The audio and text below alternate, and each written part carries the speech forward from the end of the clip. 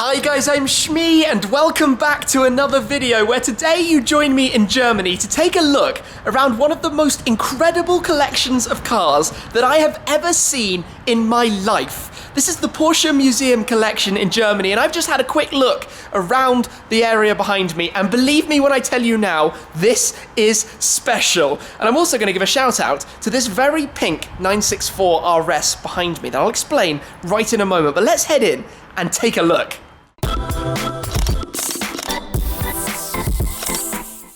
The Porsche Museum itself owns nearly 600 cars, only 80 of which are on display in the public museum that I've shown you around before. Another 100 odd are around the world, and the remaining 400 or so are all in these warehouses behind me, where it is row after row of incredibly special Porsches from different eras, race cars, road cars, the whole history. But I'm actually going to start with the car that at the end of this video I'm going to take for a little drive, which is this, the Porsche 964 RS, a car that was introduced in 1991. And you may have seen my fellow co-YouTuber Salomondrin drives a very pink Carrera GT. Well, his colour is inspired by this. It's named Ruby Star Red, but realistically, it's very pink, and it was one of the main colours for the launch and press car of the 964 RS in the 90s. Obviously, the flagship RS at the time of that generation, and this is really quite cool, but I'm going to come back to it shortly because, well, feast your eyes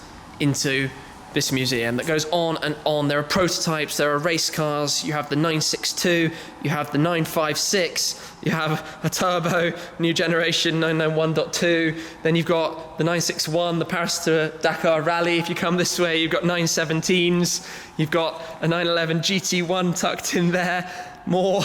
It just goes on. This is heaven. And like I said, they rotate these cars around, so some of these will go into the museum. They're all running, they're all kept in good state, they're all exactly as they should be, and it's just endless. As you come down here, you've got properly old race cars, single seat open wheelers. Then you get into the newer 911 based cup cars. You've got some 356s over this side, just endless line of the earlier Porsches. That one is a 2.7 RS, which is, again, really everything special. I was about to say that's special, but every single car in this room is phenomenally special. It just goes on and on and on, and this is, you've only seen a fraction of it. And if I keep coming through here, we get towards the GT cars, Porsche's, well, 911 GT3 RSs and the like, and you've got the RS 4 litre here from the 997 generation. Then beyond that, you've got a string of GT2 RSs, Widowmaker there, two more that side, previous gens. It's just crazy endless. And there's actually another Ruby Star Red car down here too, so let's wander further down. 997 RS, GT3, 991 previous gen, sorry, RS, but again in the Ruby Star Red. 991.1 in the purple, which has always looked so immense. You come through here, it's just crazy. It just goes on and on and on. This corner is naturally a particular favourite of mine. You have Carrera GT, Carrera GT, Carrera GT, and a fourth Carrera GT, but the yellow, that looks phenomenal. And then opposite those, we have a string of 959s as well, the previous generation of Porsche's hypercar, the 959, the Carrera GT, and later the 918 Spyder, and even half a 959, but these are all fully working vehicles stored and kept here in the museum. This is incredible. We even have the new GT3, one of which I have coming quite soon, and the Panamera Sports Turismo, the first time they've made the estate version of a Panamera. That's quite cool. I quite like those. There are just rows and rows of cars everywhere I look. And then we get to a prototype that I remember very well. This was the initial 918 Spyder concept. It was launched at the Geneva Motor Show in 2010, and it was literally one of the very first videos that I shot on the Shmee 150 channel was this concept, this exact car. You can see it changed a little bit before production around the front, and the exhaust moved from the side onto the back, but it was that. It must have been inside one of the first 15, 20 videos that I ever made doing this, ever. And that's right here. Amazing to be reunited with it. Back over here though, let's take another couple of moments to look around this car, the 3.6 litre flat six, traditional rear engine format of 911s, but this was the king of the 964s, and obviously the colour, the inspiration for Alejandro's Carrera GT. And I'm actually going to point out at this point, by the way, guys, that's not the colour that I've ordered my GT3 in, although my GT3 is going to be in a very exciting colour, believe me, wait until you see it. But I wanted to say that just in case you thought this was a video lining something up, but it's not. Just look at it though, it looks so cool. And this is in the early days of making cars sportier and, you know, making the track-focused road versions. You've got the bucket seats, and look at the interior. It's even got the pinky purple door pulls, the seat belts. I love the seat belt. I think that's really cool. And the slightly worn interior seats, because the car's been driven. This car's been out and used. It's got 25,000 or so kilometers, I think, on it, but didn't close that hard enough. There we go. But it is proper, you know, old school. That's over 25 years old now. Still looks awesome. Very, very, very small. But I think we're going to jump into it in a second and get an experience of this out on the road to top off this visit to this collection. I mean, I don't know what to say. Just look around here. This is absolute heaven for Porsche lovers. If you like your cars, I couldn't even begin to show you everything. You've probably seen less than half of what is here. It boggles the mind. This is incredible. And lots of these cars go on display in the museum. I was not expecting this. When we came over here, and I was, knew roughly what I was going to see, I did not expect my jaw to drop to the floor in the way that it just did. Here we are then, and given the car is of decent age, one should respect one's elders. Give it a nice solid closing. The seats are very, very snug. I really, really like these seat belts though. Traditionally, you've got your 5 dials, key on the left, so let's start it up. Oh yeah, there we go. So we've got a 5-speed manual, lots to learn in a very short period of time. Okay, into reverse, handbrake is off, and away we go. First observations, this thing is tiny on the road, but it is so raw and you feel completely connected. Just listen to the noises that it's making. And as you, actually when you're idling, you just hear the lightweight flywheel, the thing is rattling away. But it's so tiny, it's so small. And away we go. Sounds so cool.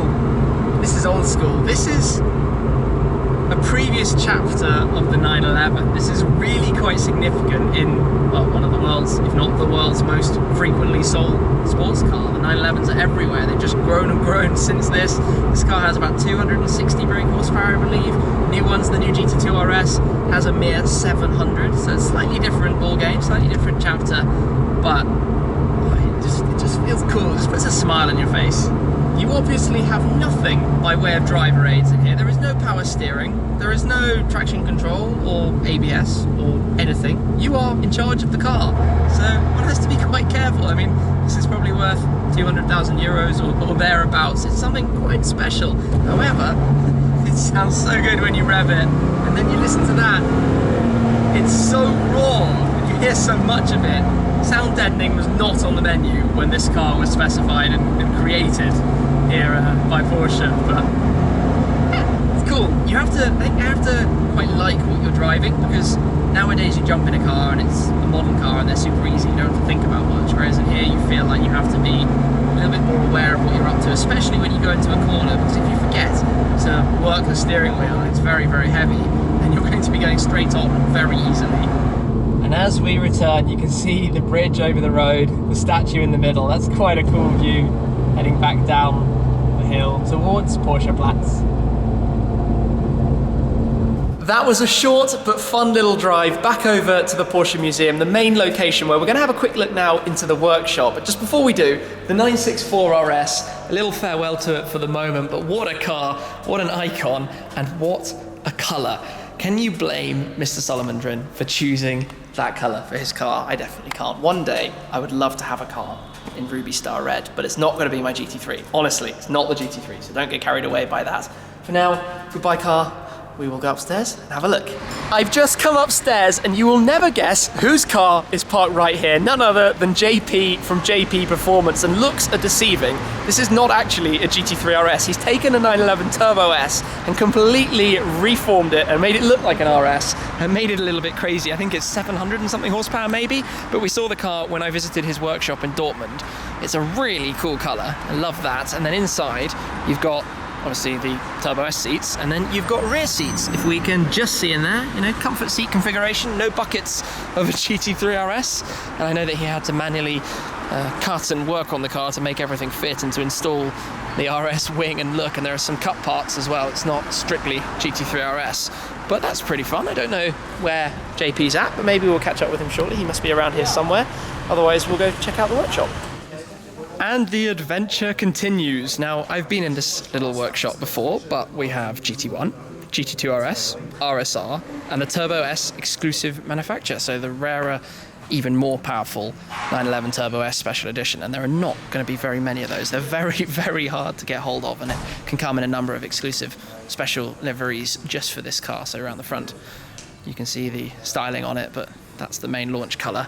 Then the race car from the 24 Hours of Le Mans, which is fairly incredible. And then the GT2 RS, the Weissach package of the new GT2 RS with 700 horsepower, rear-wheel drive. Really like the bronzy, goldy colour on the wheels. And the Weissach package, again, with this distinct livery over the top of it. Super, super cool. So this has basically been a day of Porsche heaven, and I've barely focused on that, which is a special one of the already special 911 GT1s, which looks phenomenal. And then there are some other cars dotted around, 917s and things, a 917 over there. This is just ridiculous. So today has basically been unintentional Porsche heaven, and I did bump briefly into JP. We're going to be doing some cool stuff actually in the future, so watch this space for that. But I've driven a 964 RS. I've seen every special Porsche I could ever imagine wanting to see in my life in one day by complete surprise, thanks to the Porsche Museum here in Zuffenhausen, Stuttgart. Epic. What can I say? Absolutely epic. Well, I hope you've enjoyed the video. Thank you very much as always for watching, guys. Make sure you're subscribed for plenty more content, and I'll catch up with you again in the next video. See you then. Cheers.